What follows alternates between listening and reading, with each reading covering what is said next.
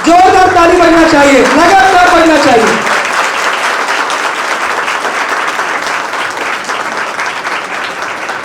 अब मैं यदु सर जी को बुलाना चाहूंगा यहाँ पर। यदु सर जी आएंगे और अपने विचार आप सबके समक्ष प्रस्तुत करेंगे।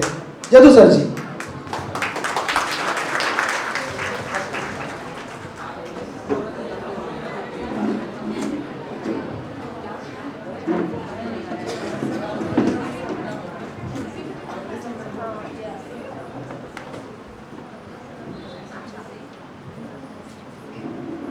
सबसे पहले तो बहुत बहुत धन्यवाद आदरणीय समीर गजबीये सर जी और संस्थान के सभी प्रबंध संचालक मंडल, आप सभी का बहुत बहुत धन्यवाद सम्मान के लिए।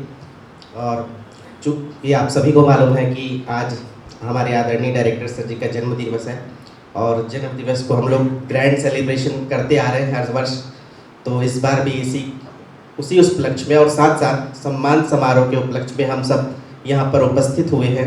तो सबसे पहले सर जी को जन्म दिवस की बहुत बहुत बधाई, शुभकामनाएं और आपका आशीर्वाद मार्गदर्शन सदैव हमें मिलता रहे, ऐसी हम आशा ऐसी कामना करते हैं। उसके बाद कुछ अपने विचार मैं व्यक्त करना चाहता हूँ आप सभी के लिए, अपने अनुभव और साथ ही इस संस्थान से जुड़ने का जो मेरा अनुभव रहा है इन कुछ सालों में, वो मैं आप सबके सामने व्यक्त करना चाहता हूँ। तो सबसे पहले मैं सर के बारे में कुछ बोलना चाहूँगा कि शुरुआत जब कोचिंग शुरू हुआ 2010 में, उसके कुछ वर्षों बाद 2017-18 में मैंने पहला कदम रखा कोचिंग में। तब ये इतना विस्तारित नहीं था। आज आप लोग जो देख रहे हैं इस कोचिंग का रूप आज ऐसा है कि ये राजनांदगांव का एक सबसे बड़ा संस्थान के रूप में अभी स्थापित हुआ है। तो उस समय की बात है जब ये नीचे में एक रूम है जहाँ पर ऑफिस अभी संचालित होता है, वहीं पर एक क्लासरूम हुआ करता था, एक छोटा सा ऑफिस था, वहीं से मैंने पढ़ाई शुरू की थी। पहली बार क्लास चल रही थी, मैं ऐसा मेरा मोटो लेके नहीं आया था कि मुझे क्लास करना है, मैं आके बैठ गया बस अपने एक दोस्त के साथ। सर की क्लास चल रही थी, इंडियन ज्योग्राफी पढ़ा रहे थे सर, मिट्टी टॉपिक पढ़ा रहे थे। मैं था टेक्निकल स्टूडेंट, 2012 बैच में BE पास आउट हुआ। उसके बाद मैं इंजीनियरिंग कॉलेज में पढ़ा रहा था, 6 साल मैंने पढ़ाया वहाँ पर। उसी दौरान जब लास्ट में 2018 में मैं CIT कॉलेज में पढ़ा रहा था, उस समय मैं कोचिंग में आया था 17-18 के आसपास। तो उसी दिन मुझे नॉन टेक्निकल सब्जेक्ट से प्यार हो गया और वही प्यार आप लोग को अभी 10:30 से 11:30 बजे वाले बैच में दिखता है।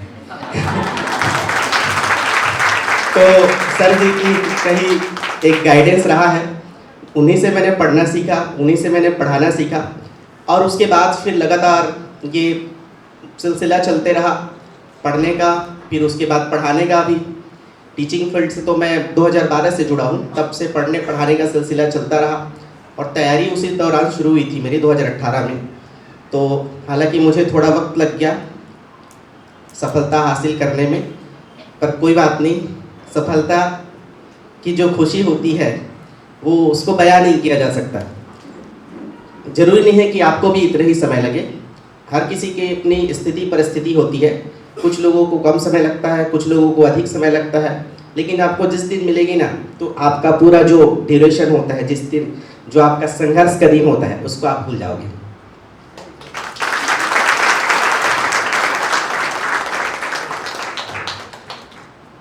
संस्थान के बारे में एक ही बात मैं बोलना चाहूँगा कि चूँकि मैं भी इस संस्थान में टीचिंग का कार्य करता हूँ, तो मुझे अनुभव है इस चीज़ का और किस तरीके से पढ़ाया जाता है और किस तरीके से हम चीज़ों को परोसते हैं, उसका मुझे अनुभव है। और तो उसी के बारे में बताना चाहूँगा कि यहाँ पर जिस भी बैच में आप पढ़ रहे हो, CGPS से प्री हो या व्यापम का बैच हो, जिस भी बैच में हम पढ़ाते हैं, तो पूरी शिद्दत से हम लोग पूरा एनालिसिस के साथ, पूरे रिसर्च के साथ उस बैच को हम लोग ख़त्म करने का पूरा प्रयास रहता है।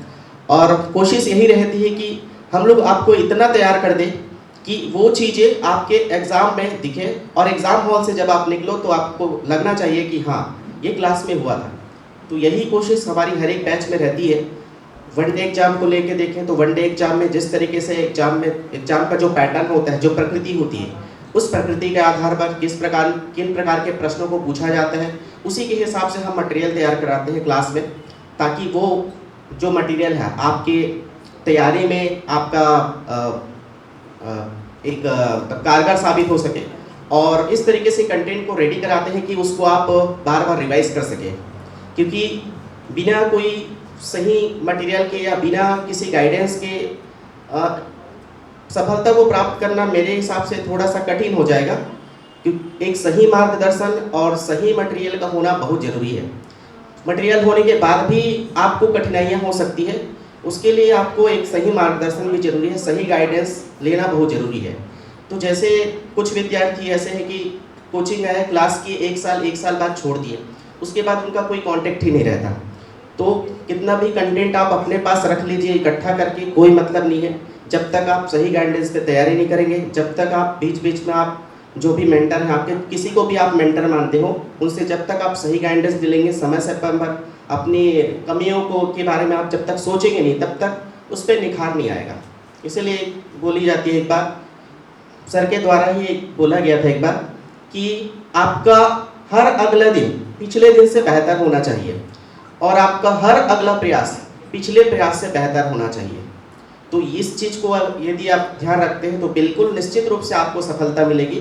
क्योंकि एक कहावत है, आप लोगों ने सुना होगा तो लाइन कि करत करत अभ्यास ते जड़मति होत सुजान, रसरी आवत जात ते सिल पर परत निशान। मीनिंग बताने की आवश्यकता नहीं है, सभी भली भांति परिचित है। तो उसी तरीके से हमारी तैयारी का एक ड्यूरेशन होता है। करते रहिए, चलते रहिए, हार मत मानिए, धैर्य रखिए, सही गाइडेंस के साथ चलते रहिए। एक समय ऐसा आएगा जब सफलता आपकी मुट्ठी में होगी। इन्हीं कामनाओं के साथ मैं अपनी वाणी को विराम देता हूँ। संस्थान को बहुत बहुत धन्यवाद। एक बार पुनः आदरणीय समीर सर को जन्म दिवस की ढेर सारी शुभकामनाएं। धन्यवाद सर जी। और एक और बात जो मैं भूल गया मैं कहना, कि मेरी तैयारी के दौरान अभी वर्तमान में सहकारिता एग्जाम जो मैंने अभी क्रैक किया है, उसमें अविनाश सर जी का बहुत बड़ा रोल है। समीर सर का तो था ही, अविनाश सर ने समय से पर मुझे पूरा सपोर्ट किया, और साथ ही हमारे भारद्वाज सर जो हमेशा एक बात बोलते हैं, हो जाएगा ना सर, हो जाएगा ना सर, जो हमेशा हंस के बोलते हैं एक हंसी अंदाज में, वो अच्छा लगता है और उससे एक पॉजिटिव फीलिंग आती है। और बाकी और अन्य हमारे नीमदास सर, अल्पा मैम, सभी का भरपूर सहयोग मिलता है। यहाँ पर हम एक फैमिली की तरह रहते हैं, और हमारे जो स्टूडेंट हैं वो भी सब एक फैमिली की तरह हमें ट्रीट करते हैं। टीचर्स डे हो, चाहे किसी भी प्रकार का फंक्शन हो, एक अपनापन का एहसास होता है। इसके लिए आप सभी का बहुत बहुत तहे दिल